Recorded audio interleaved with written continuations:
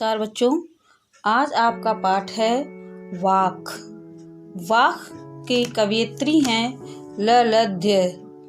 ललध्य का ने अपने वाक के माध्यम से लोगों को धर्म और जाति की संकीर्णताओं से ऊपर उठने के लिए प्रोत्साहित किया और जीवन से संबंधित भक्ति को अपनाने पर बल दिया है। इनका पाठ वाक। वाक का पहला पद है कि रस्सी कच्चे धागे की से लेकर चाहे घेरे। इन पंक्तियों में कवित्री ने कहा है कि मानो ईश्वर को प्राप्त करना चाहता है और उसे पाने के लिए तरह तरह के प्रयत्न करता है, पर उसके द्वारा किए गए प्रयत्नों से उसे सफलता नहीं प्राप्त होती। कवित्री ने ईश्वर प्राप्ति के लिए किए जाने वाले ऐसे ही प्रयत्न की व्यर्थता को प्रकट किया है। पंक्तियां हैं, रस्सी कच्चे धागे की खींच रही मैं नाव, जाने कब सुन मेरी पुकार, करे देव भव सागर पार। अर्थात कवित्री दुख भरे स्वर में कहती हैं कि मैं अपनी जीवन रूपी नौका को कमजोर और नासवान कच्चे धागे की सांसों रूपी रस्सी से लगातार खींच रही हूँ। मैं इसे उस पार लाना चाहती हूँ। जाने कब सुन मेरी पुकार, पर पता नहीं परमात्मा कब मेरी पुकार सुनेंगे। करे देव भव सागर पार, और मुझे दुनिया रूपी सागर से कब पार लगाएंगे। पानी टपके कच्चे सकोरे, व्यर्थ प्रयास हो रहे मेरे। देखिए, सकोरे माने होता है एक मिट्टी का बर्तन।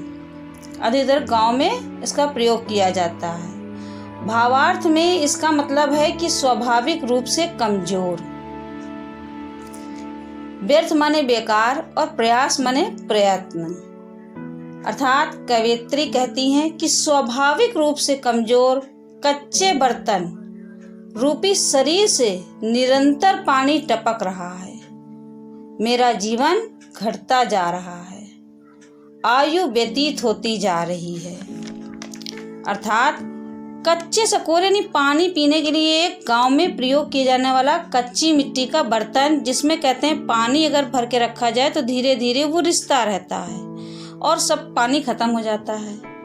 तो उसी प्रकार कवित्री कहती हैं कि मैं जितनी भी ईश्वर की प्राप्ति के लिए प्रयास कर रही हूँ वो सब व्यर्थ हो रहे हैं। जी में उठती रह रहे हो, घर जाने की चाह है घेरे। और कहती हैं कि मेरे द्वारा परमात्मा को प्राप्त करने के लिए किए गए सभी प्रयत्न असफल होते जा रहे हैं। मेरे हृदय में रह रह कर पीड़ा भरी आवाज उत्पन्न हो रही है। परमात्मा मिलने से और इस संसार को छोड़कर वापस जाने की इच्छा बार बार मुझे घेर रही है, पर वह इच्छा चाहकर भी पूरी नहीं हो पा रही है।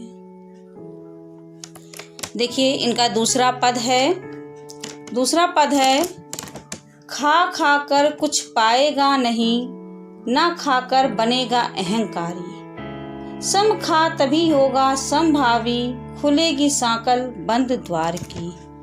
अहंकारी माने होता है घमंडी। शम माने होता है अंतःकरण तथा बाह्य इंद्रियों का निग्रह। समभावी माने समानता की भावना। खुलेगी सांकल बंद द्वार की, अर्थात मन मुक्त होगा, चेतना व्यापक होगी।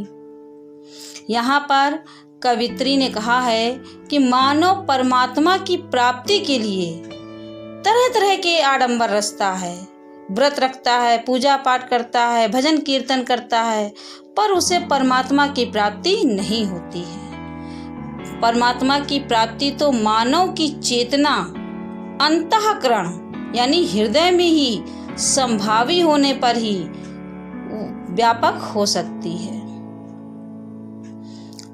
कहती है कि खा खा कर कुछ पाएगा नहीं और ना खाकर बनेगा अहंकारी।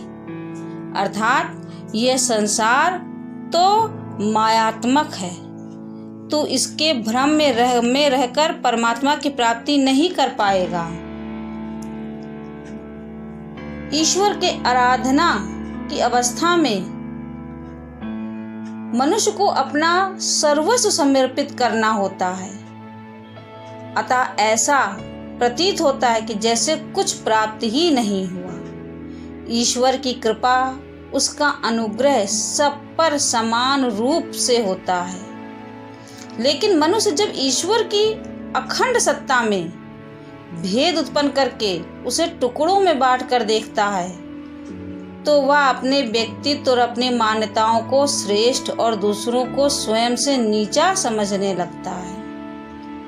इसलिए कवियत्री कहती हैं कि यदि बाह्य आडंबर करता हुआ तू व्रत के नाम पर कुछ नहीं खाएगा, तो स्वयं को संयमी मानकर तू अहंकार का भाव अपने मन में लाएगा, स्वयं को योगी तपी मानने लगेगा। और यदि तू परमात्मा को वास्तव में पाना चाहता है, तो अपने अंतःकरण और बाह्य इंद्रियों को अपने वश में कर, अपने तन मन पर नियंत्रण कर। खुलेगी सांकल बंद द्वार की। तभी जब समानता की भावना तेरे भीतर होगी, तभी तेरा मन मुक्त होगा, तेरे मन में रूपी बंद द्वार की सांकल खुलेगी, तेरी चेतना व्यापक होगी। बाह्य आडंबरों से तुझे कुछ भी मिलने वाला नहीं है। अगला पद है इनका, देखिए पंक्तियां हैं। आई सीधी राह से गई न सीधी राह, सूक्ष्म सेतु पर खड़ी थी बीत गया दिन आह। जेब टटोली कौड़ी न पाई, माझी को दूं क्या उतराई। गई न सीधी राह का माने है कि जीवन में सांसारिक छल कपट के रास्ते चलती रहना। और सूक्ष्म सेतु जो दिया है, इसमें सुषुम्ना नाड़ी कहती है रूपी पुल। हठ योग के अनुसार शरीर की 3 प्रधान नाड़ियों यानी इंगला, पिंगला और सुषुम्ना में से जो नासिका के मध्य भाग में स्थित है। जेब टटोली यानी अपने अंदर आत्मलोचन किया। कौड़ी न पाई यानी कुछ प्राप्त न हुआ। माझी यहाँ ईश्वर को कहा गया है, नाविक को। और उतराई मतलब सत्कर्म रूपी मेहनताना। जो सत्कर्म जीवन में व्यक्ति कमाता है, वही जो है भगवान जब भव सागर पार लगाते हैं तो उसी को व्यक्ति अपने कर्मों को ही उसको देता है। यहाँ कवित्री ने इन पंक्तियों में कहा है कि परमात्मा जब मानव को धरती पर भेजता है तो वह साफ स्वच्छ मन का होता है, पर दुनिया उसे बिगाड़ देती है। वह सत्कर्मों से दूर हो जाता है। इस कारण वह मन ही मन भयभीत होता है कि परमात्मा के पास जाने पर वहाँ क्या बताएगा। भव सागर से पार जाने के लिए सत्कर्म ही सहायक होते हैं। कवित्री कहती हैं कि जब परमात्मा ने मुझे संसार में भेजा था तो मैं सीधी राह से यहाँ आई थी, पर मोह माया से भ्रमित हो गई। मैं सुषुम्ना नाड़ी रूपी पुल पर खड़ी रही और मेरा जीवन रूपी दिन बीत गया।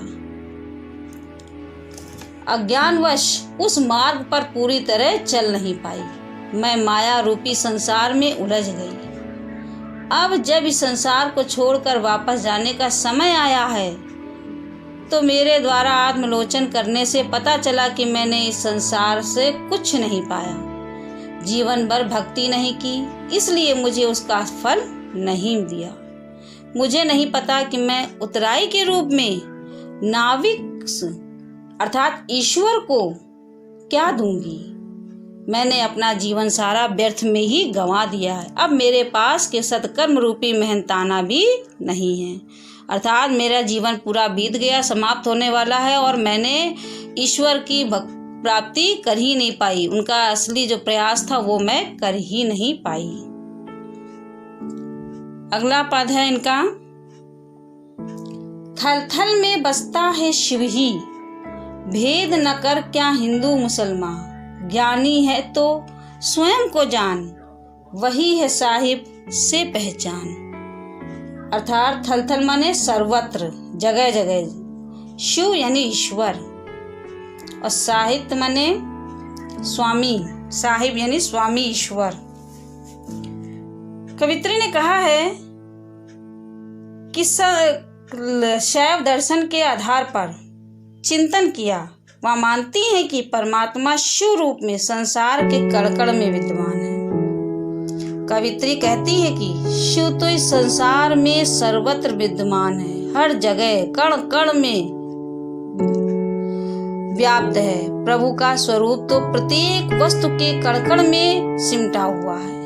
आप चाहे हिंदू या मुसलमान, उस परमात्मा को जानने पहचानने में कोई अंतर न करो। यदि आप ज्ञानवान हैं तो स्वयं को पहचानो। स्वयं को पहचानना ही परमात्मा को पहचानना है, क्योंकि परमात्मा ही तो आपके जीवन का आधार है।